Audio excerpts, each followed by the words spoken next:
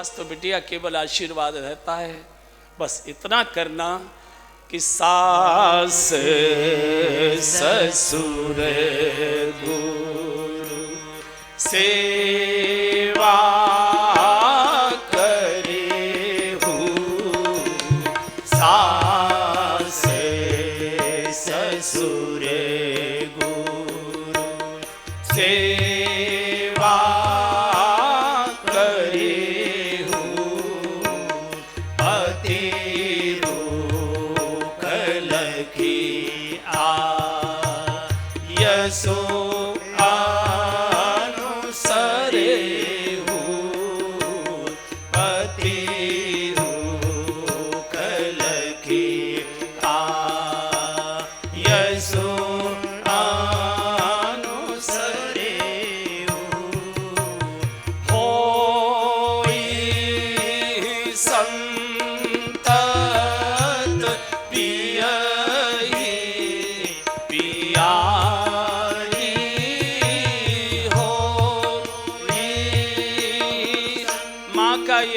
अमोघ आशीर्वाद है। प्यारी हो संतत प्रिय प्यारी चिरो अहि बात आशीष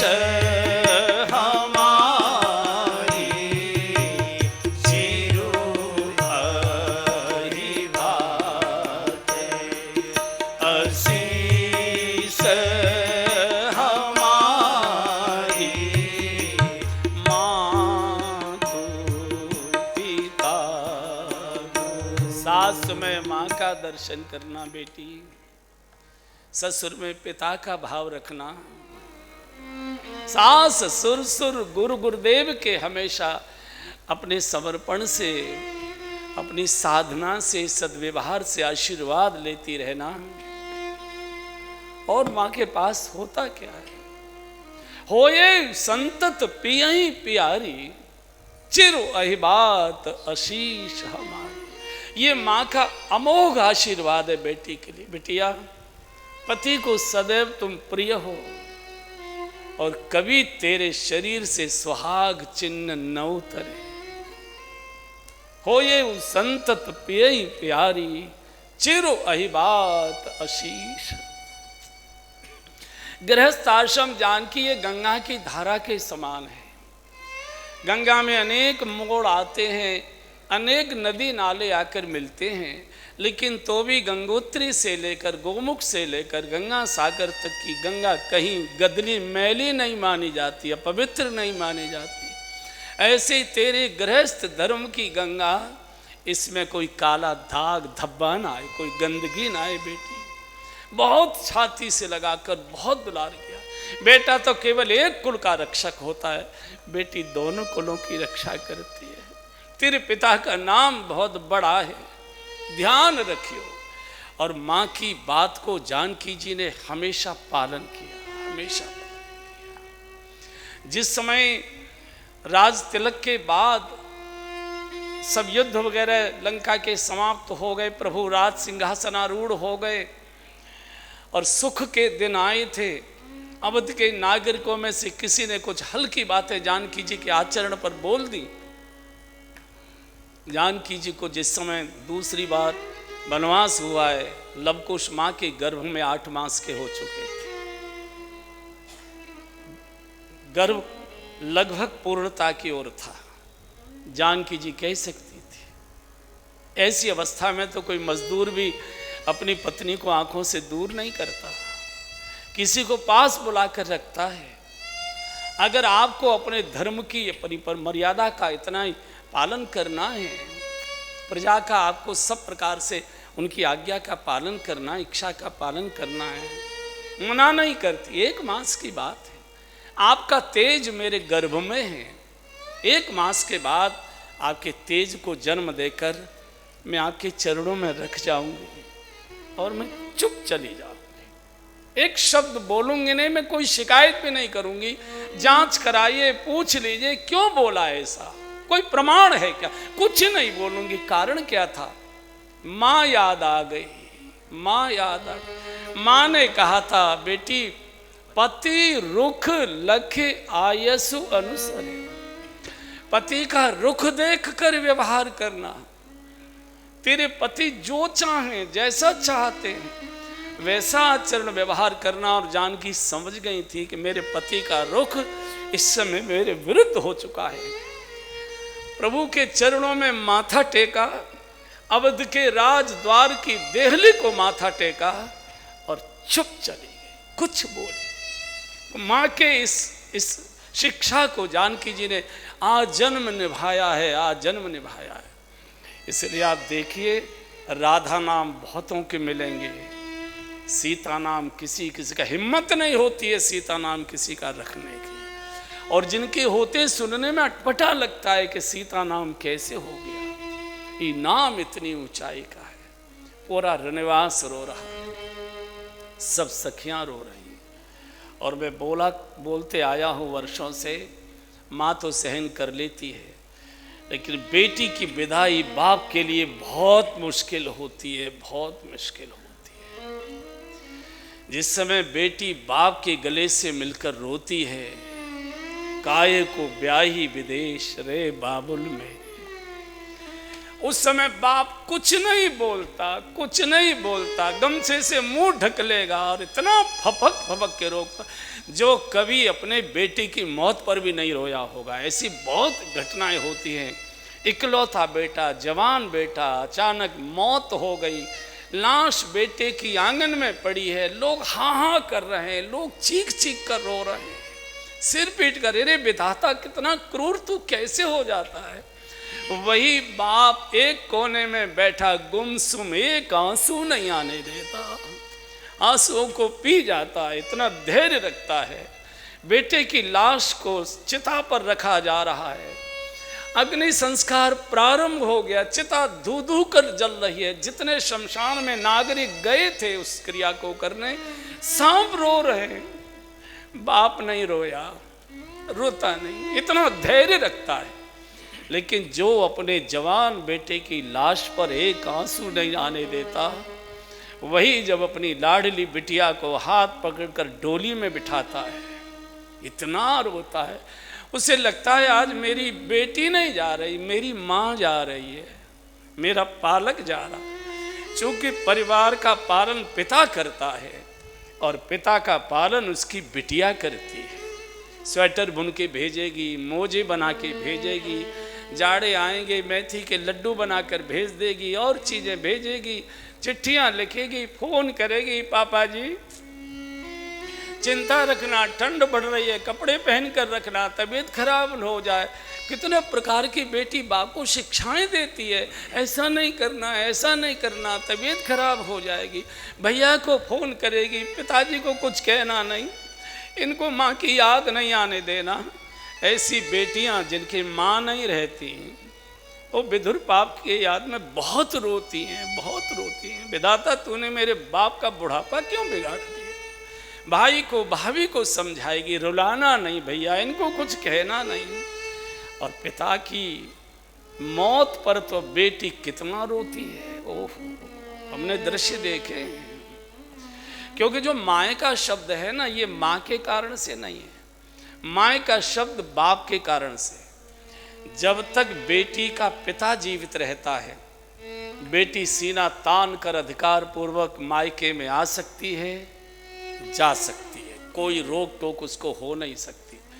लेकिन जब पिता की मौत हो जाती है, माँ एक प्रकार से असहाय और अनाथ हो जाती है। फिर घर भैया और भाभी के अधिकार में आ जाता है। माँ केवल असहाय, जो जैसा मिल गया वैसा खा लिया, कुछ बोल नहीं पाती। इसलिए आपने देखा, माँ की मौत होती है तो बेटी रोती तो है लेकिन संभल जाती हैं। लेकिन बाप की मौत में जब बेटी आती है, आपने देखे होंगे गांव के दृश्य, जिस गली में घर होता है उस गली के मोड़ से ही रोना शुरू कर देती है। और घर की देहली पर पैर नहीं रखती, पहले देहली पर पछाड़ खाकर रोती है, बहुत देर तक पड़ी रहती। उसको लगता है अब देहली मेरे लिए पराई हो गई, अब नहीं आ सकूंगी। भैया भाभी की कृपा होगी तभी आ पाएंगे, अब नहीं आ सके। तो बाप और बेटी का इतना पवित्र नाता बनाया है विधाता ने। बेटी को कुछ भी भूखी प्यासी रख लो, सब सहन कर लेती है ससुराल में। लेकिन कोई ससुराली परिवार, कोई ससुराल के लोग जब उसके पिता को अपशब्द बोलते हैं, उस दिन रोटी नहीं खाती, भोजन नहीं करती, कोने में बैठी रोती रही। मेरे बाप को कैसे बोला रे, मेरे बाप की एड़ियां घिस गई थी तुम्हारे द्वार के चक्कर काटते काटते। बहुत रोती है, बहुत रोती। और जिस समय बेटी और बाप मिलते हैं विदाई के समय, उस समय जितने बाराती वहां खड़े होते हैं, जो विदा कराने के लिए आए थे, दूल्हे के जो साथी होते हैं, वो भी रोने लगते हैं। सबके रुमाल बाहर आ जाते हैं, कोई मुंह फेर लेता है, कोई पेड़ की आट में चला जाता है, कोई किसी के पीठ के पीछे खड़ा हो जाता है। उन सबको अपनी अपनी बेटी दिखाई देने लगती है, अपनी अपनी बिटिया याद आने लगती है। आज ये बाप रो रहा है, कल मुझे भी रोना है, चूंकि मेरी बेटी को भी जाना पड़ेगा। बहुत रो। जनक जी कितना रोए हैं, कितना सिय बिलो के धीरता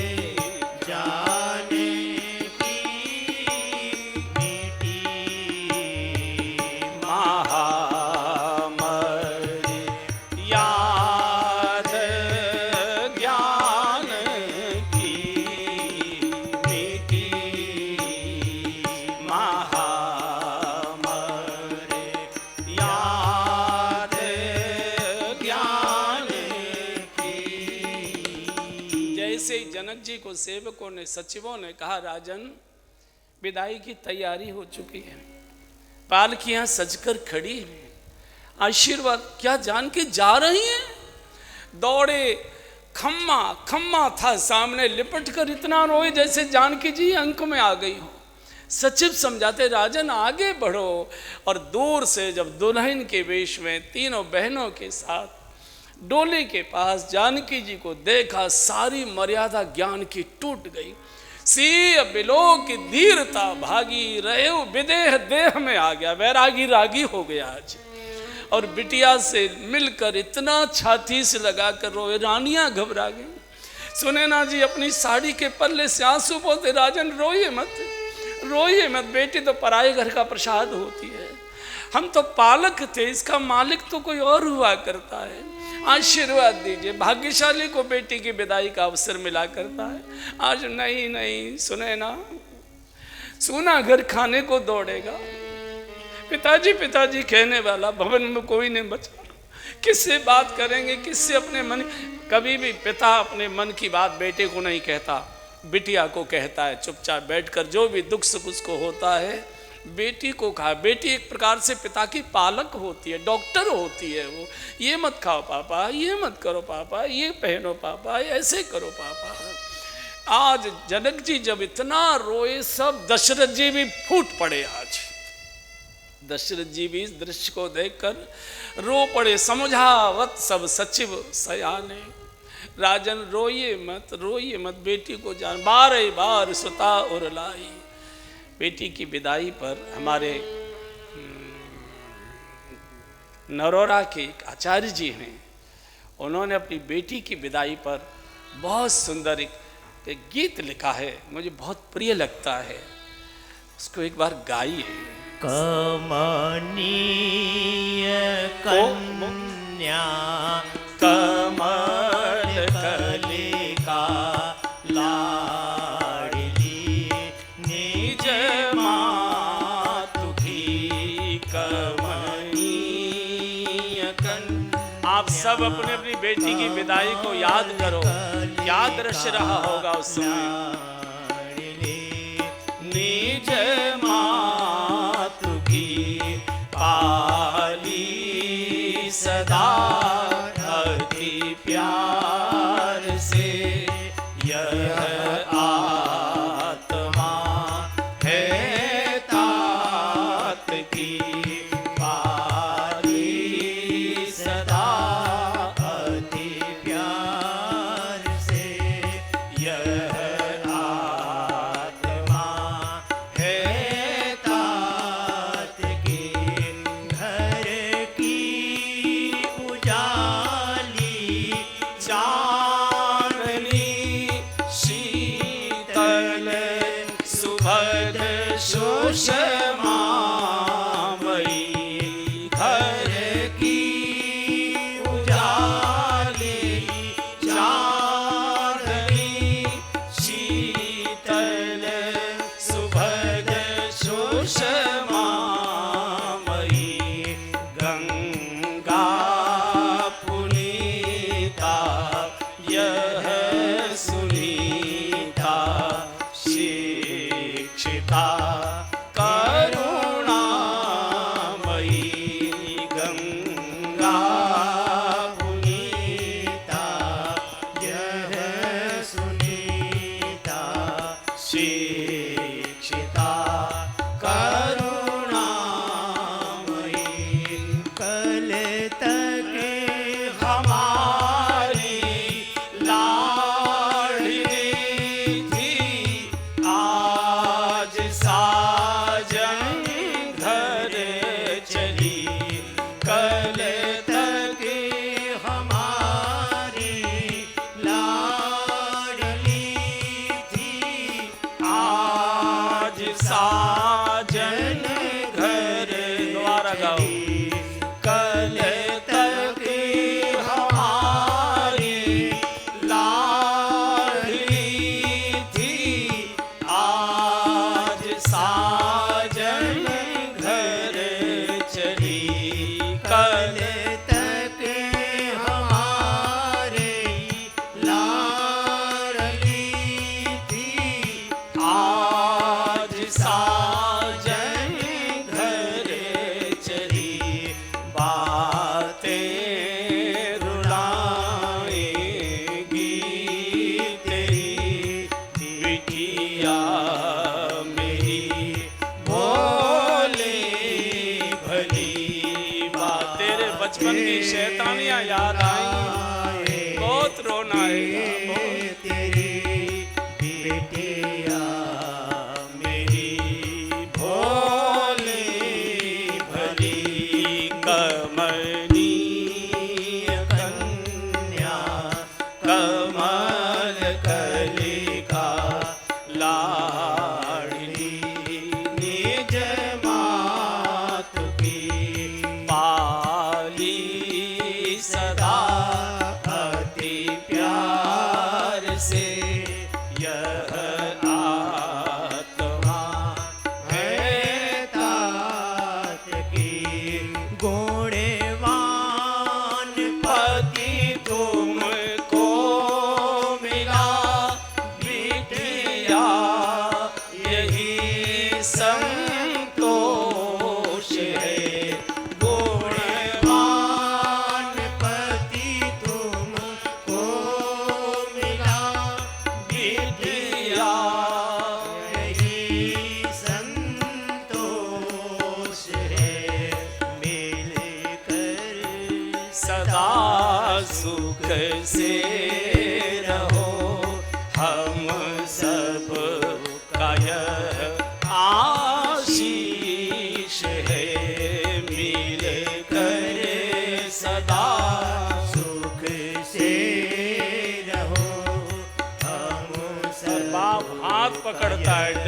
बैठा। प्यास इस है। आओ दुलारी बैठ जाओ, सज के यह डोली खड़ी। आओ दुलारी बैठ जाओ, सज के यह डोली खड़ी। रो रो के मन समझाएंगे, यह विरह की मंगल घड़ी। रो रो के मन समझाएंगे यह विरह की मंगल घड़ी। कमनीय कन्या कमल कलिका लाडली, निज मातु की पाली सदा अति प्यार से। यह आत्मा है तात की, यह आत्मा है तात की, यह आत्मा है तात की। जनक जी को कोई समझा नहीं।